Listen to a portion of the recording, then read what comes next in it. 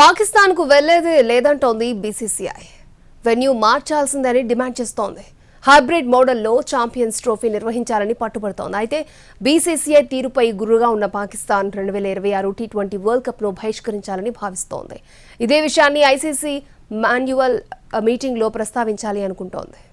2008 నుంచి టీమిండియా పాకిస్తాన్లో పర్యటించడం లేదు. సెక్యూరిటీ రీజన్స్, ఇరు దేశాల మధ్య నెలకొన్న సరిహద్దుల ఉద్రిక్తతల నేపథ్యంలో క్రికెట్ సంబంధాలు పూర్తిగా తెగిపోయాయి. గతేడాది పాకిస్తాన్ వేదికగా ఆసియా కప్ టోర్నీ జరిగింది. కానీ భారత్ పాక్లో ఆడబోమని తేల్చి చెప్పడంతో టీమిండియా ఆడే మ్యాచ్లను శ్రీలంక వేదికగా నిర్వహించారు. ఇప్పుడు కూడా భారత ఆటగాళ్లు పాకిస్తాన్లో ఆడబోరని స్పష్టం చేసింది బీసీసీఐ. టోర్నీని హైబ్రిడ్ మోడల్లో నిర్వహించాలని, తాము ఆడే మ్యాచ్లను దుబాయ్ వేదికగా నిర్వహించాలని బీసీసీఐ పట్టుబడుతోంది. ఈ విషయంపై ఇదివరకే ఐసీసీ ప్రతిపాదనలు సైతం అందజేసినట్టు తెలుస్తోంది. దీంతో వచ్చే ఏడాది పాకిస్తాన్లో జరగాల్సిన ఛాంపియన్స్ ట్రోఫీపై నీలి నీడలు కమ్ముకున్నాయి.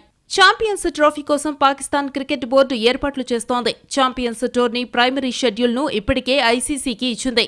అయితే భారత క్రికెట్ జట్టు పాక్లో అడుగుపెట్టే పరిస్థితి లేకపోవడంతో ఆ దేశ క్రికెట్ బోర్డును టెన్షన్ పెడుతోంది.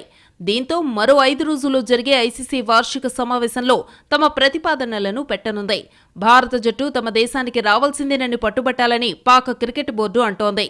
టీమిండియా పాకిస్తాన్లో జరిగే ఛాంపియన్స్ ట్రోఫీ ఆడకుంటే 2026లో శ్రీలంక, భారత్ వేదికగా జరిగే టీ20 వరల్డ్ కప్ లో తాము పాల్గొనబోమని ఐసీసీ సమావేశంలో చెప్పాలని పాకిస్తాన్ భావిస్తోంది.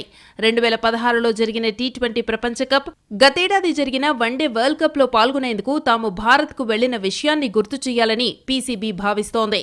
సెక్యూరిటీ పరంగా ఎలాంటి ఇబ్బంది లేకుండా చూస్తామని చెబుతోంది.